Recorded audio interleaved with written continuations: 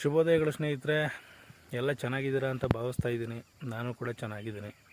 ಕಳೆದ ವಿಡಿಯೋದಲ್ಲಿ ರಸಗೊಬ್ಬರಗಳ ಬಳಕೆ, ಯಾವ್ಯಾವ ರಸಗೊಬ್ಬರಗಳನ್ನ ಬಳಸಬೇಕು, ಅದರ ಜೊತೆಗೆ ಕೀಟನಾಶಕಗಳನ್ನ ಯಾವ ಥರ ಸಿಂಪಡಣೆ ಮಾಡಬೇಕು, ಪ್ರತಿಯೊಂದರ ಬಗ್ಗೆನೂ ನೀವು ತಿಳ್ಕೊಂಡ್ರಿ. ಈ ವಿಡಿಯೋದಲ್ಲಿ ಅದಕ್ಕಿಂತ ಹೆಚ್ಚಿನ ಮಹತ್ವದಂಥ ಒಂದು ವಿಷಯದ ಬಗ್ಗೆ ನೀವು ಇವತ್ತು ತಿಳ್ಕೊತೀರಾ. ಅದ್ರ ಬಗ್ಗೆ ನಾನು ಡೀಟೇಲ್ಸಾಗಿ ಎಕ್ಸ್ಪ್ಲೈನ್ ಮಾಡ್ತಾ ಹೋಗ್ತೀನಿ. ಏನಪ್ಪ ವಿಷಯ ಅಂತ ಹೇಳಿದ್ರೆ, ಕಳೆ ನಿರ್ವಹಣೆ. ಯಾವುದೇ ನೀವು ಬೆಳೆ ಹಾಕಿ, ಯಾವುದೇ ನೀವು ಫಸಲನ್ನು ನೀವು ಬೆಳಿಬೇಕು ಅಂತ ಹೇಳಿದ್ರೆ ಆ ಬೆಳೆಗಿಂತ ಹೆಚ್ಚಾಗಿ ಕಳೆ ಬಂದೇ ಬರುತ್ತೆ. ಅದನ್ನು ನಿರ್ವಹಣೆ ಮಾಡೋದೈತಲ್ಲ, ಅದಂತೂ ಸಾಹಸದ ಕೆಲಸ. ಅದನ್ನು ಯಾವ ಥರ ನಿರ್ವಹಣೆ ಮಾಡಬೇಕು ಮತ್ತು ಅದಕ್ಕೆ ಮುಂಜಾಗ್ರತಾ ಕ್ರಮಗಳೇನು, ಪ್ರತಿಯೊಂದ್ರ ಬಗ್ಗೆ ಇವತ್ತು ತಿಳ್ಕೊಳ್ಳೋಣ.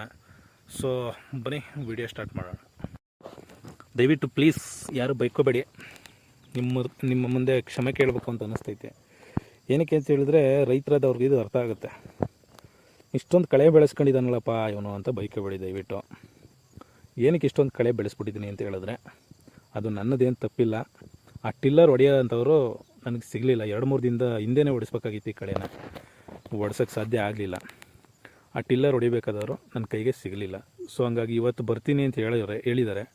ಸೊ ಹಂಗಾಗಿ ಇವತ್ತು ಹೊಡಿಸ್ಬೇಕಿದ್ದಾನೆ. ದಯವಿಟ್ಟು ಇಷ್ಟೊಂದು ಕಳೆನ ಬರೋಕ್ಕೆ ಬಿಡಬೇಡಿ ಬೇರೆ ರೈತರು.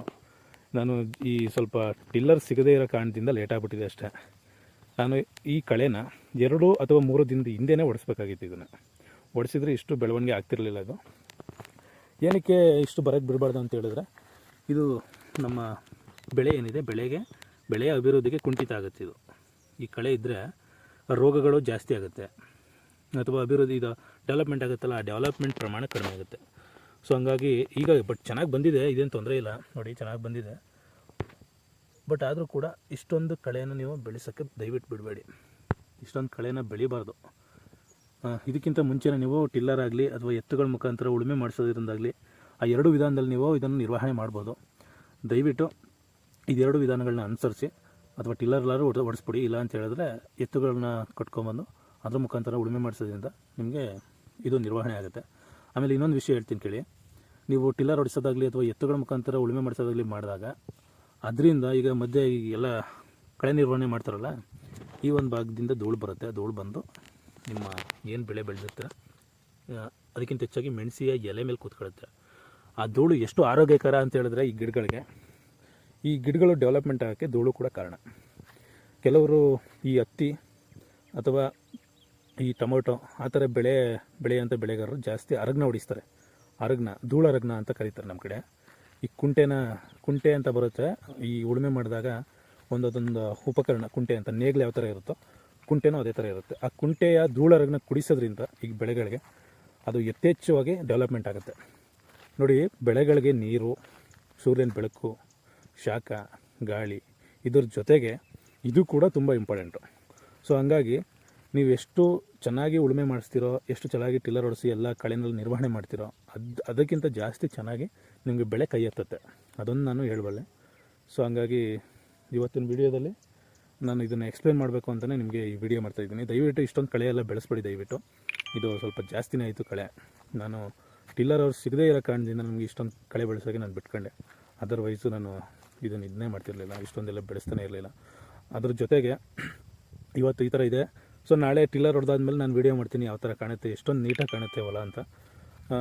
ಬನ್ನಿ ನೆಕ್ಸ್ಟ್ ವೀಡಿಯೋದಲ್ಲಿ ನಾವು ಎಷ್ಟು ಚೆನ್ನಾಗಿದೆ ಅಂತ ತಿಳ್ಕೊಳ್ಳೋಣ. ನೋಡಿ, ಇನ್ನೊಂದು ವಿಷಯ ಹೇಳ್ಬೇಕು ನಿಮಗೆ. ಬನ್ನಿ ನೋಡಿ, ಈ ಕಡೆ ಸಾಲು ಯಾಕೆ ಈ ಥರ ಮಣ್ಣೇರು ಹಾಕ್ಸಿದ್ದೀನಿ ಗಿಡಗಳಿಗೆ, ಇನ್ನು ಬಾಕಿ ಸಾಲುಗಳಿಗೆ ಯಾಕೆ ಈ ಥರ ಬಿಟ್ಟಿದ್ದೀರಾ ಅಂತ ನೀವು ಕೇಳ್ಬೋದು. ಇದು ಸುಮ್ಮನೆ ಒಂದು ಟ್ರಯಲ್ ನೋಡಿದ್ದಷ್ಟೇ.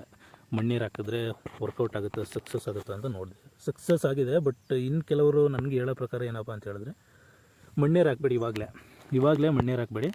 ಈ ಟಿಲ್ಲರೆಲ್ಲ ಹೊಡೆಸ್ಬಿಡಿ. ಫಸ್ಟು ಹೊಡೆಸಾದ್ಮೇಲೆ ನಂತರ ಗೊಬ್ಬರ ಕೊಡಿ ಗಿಡ್ಡೆಗೆ. ಇನ್ನೊಂದು ಗೊಬ್ಬರ ಕೊಟ್ಬಿಟ್ಟು ಆಮೇಲೆ ಇನ್ನೊಂದು ಸ್ವಲ್ಪ ಡೆವಲಪ್ಮೆಂಟ್ ಆದಮೇಲೆ ಗಿಡಗಳು, ಆವಾಗ ಮಣ್ಣೀರು ಹಾಕ್ಸಿದ್ರೆ ಸ್ಟೇಬಲ್ ಇರುತ್ತೆ ಅಂತ ಯಾರೋ ಬುದ್ಧಿವಂತರು ಹೇಳಿದ್ರು.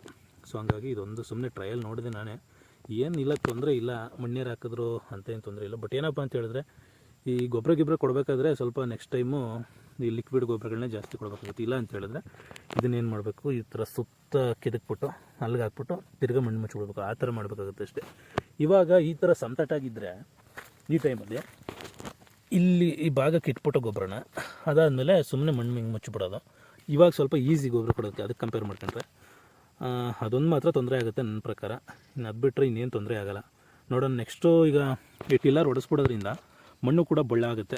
ಇಲ್ಲಿ ಅಕ್ಕಪಕ್ಕದಲ್ಲಿರೋ ಅಂಥ ಇದು ಏನಿದೆ ಈ ಗಿಡ ಪಕ್ಕದಲ್ಲಿರೋ ಅಂಥ ಮಣ್ಣು ಕೂಡ ಈಸಿ ಆಗುತ್ತೆ ಬರೋಕ್ಕೆ. ಆ ಈಸಿ ಆದಾಗ ಏನಾಗುತ್ತೆ ಅಂತ ಹೇಳಿದ್ರೆ ಕೆಲಸ ಮಾಡೋರಿಗೆ ಜಾಸ್ತಿ ರಿಸ್ಕ್ ಆಗೋಲ್ಲ. ಸೊ ಆವಾಗ ಗೊಬ್ಬರ ಹಾಕ್ಸ್ಬಿಟ್ಟು ಮಣ್ಣೇರು ಹಾಕಿದ್ರೆ ಇನ್ನೂ ಚೆನ್ನಾಗಿ ಉತ್ತಮವಾಗಿ ಬರುತ್ತೆ ಅಂತ ನನ್ನ ಅನಿಸಿಕೆ. ಸೊ ಹಂಗಾಗಿ ಅದನ್ನು ಈ ಒಂದು ವರ್ಕ್ನ ಪೆಂಡಿಂಗ್ ಇರಿಸಿದ್ದೀನಿ. ನೆಕ್ಸ್ಟ್ ಟೈಮು ಈ ಟಿಲ್ಲರೆಲ್ಲ ಹೊಡೆಸಾದ್ಮೇಲೆ ನೆಕ್ಸ್ಟ್ ಮಣ್ಣೇರು ಹಾಕಿಸ್ತೀನಿ ಇವಾಗ. ಸೊ ಈ ಮಾಹಿತಿ ನಿಮ್ಗೆ ಇಷ್ಟ ಆಯಿತು ಅಂತ ನಾನು ಅನ್ಕೊತೀನಿ. ದಯವಿಟ್ಟು ಇಷ್ಟ ಆದರೆ ಲೈಕ್ ಮಾಡಿ, ಶೇರ್ ಮಾಡಿ, ಸಬ್ಸ್ಕ್ರೈಬ್ ಮಾಡಿ. ನನ್ನ ಚಾನಲನ್ನು ನೀವೇ ಸಪೋರ್ಟ್ ಮಾಡಿ ಬೆಳೆಸಬೇಕು ಅಂತ ಕೇಳ್ಕೊತಿದ್ದೀನಿ.